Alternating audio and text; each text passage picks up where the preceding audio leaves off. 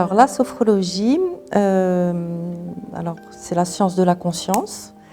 En fait, si on voulait décortiquer d'abord le mot sophrologie, c'est le sos, le phrène et le logos. Ça vient des trois racines grecques qui veulent dire l'étude de la conscience en équilibre.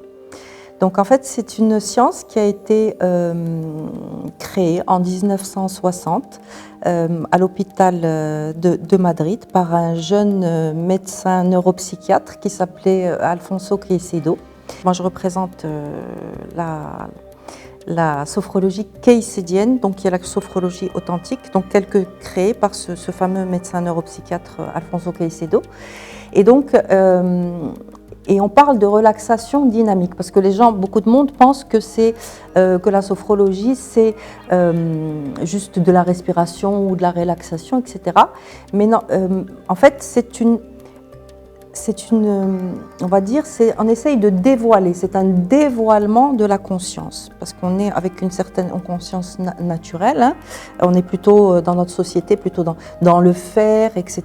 Et on a très peu conscience, par exemple, l'une des premières étapes, c'est de faire l'union corps-esprit, c'est-à-dire on travaille à recorporéiser les gens, hein, à leur donner davantage conscience de leur corps. Ensuite, on passe par la conscience des capacités de l'esprit, et ensuite on travaille à cette union corps-esprit, et ensuite on va au quatrième niveau sur les valeurs.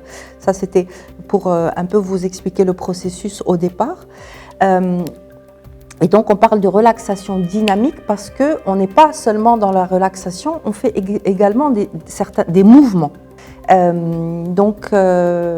Depuis quelque temps, nous avons mis en place donc, auprès de ces patients souffrant de cancer, on a démarré par un processus avec un même groupe, c'est 4 séances, hein, qui se fait une fois tous les 15 jours. C'est des séances qui vont d'1h30 à 2 heures, et où on leur donne vraiment des techniques pour mieux être, mieux vivre au quotidien. C'est une prise de conscience de certaines choses, et surtout on travaille sur le corps, sur la prise de conscience qu'ils ont un corps et qu'ils doivent apprendre à l'écouter, apprendre à le reposer. Et donc ces 4 séances, on leur donne des techniques à la fois, d'abord pour se relaxer, bien sûr, mais pour apprendre à mieux gérer leur stress. Le but est qu'ils apprennent à mieux gérer leurs émotions négatives, peut-être certaines angoisses, peut-être certaines peurs. En fait, voilà, c'est mieux être au quotidien dans cette période difficile qu'ils ont et ce combat difficile qu'ils ont à mener contre la maladie. Voilà.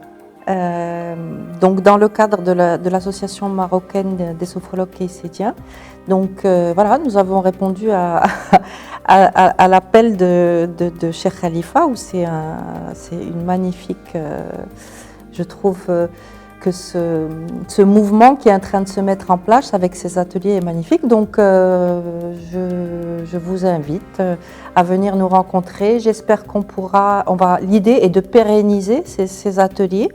On va faire un turnover, puisque nous sommes assez nombreux en tant que sophrologues, et nous vous invitons vraiment à y participer, parce que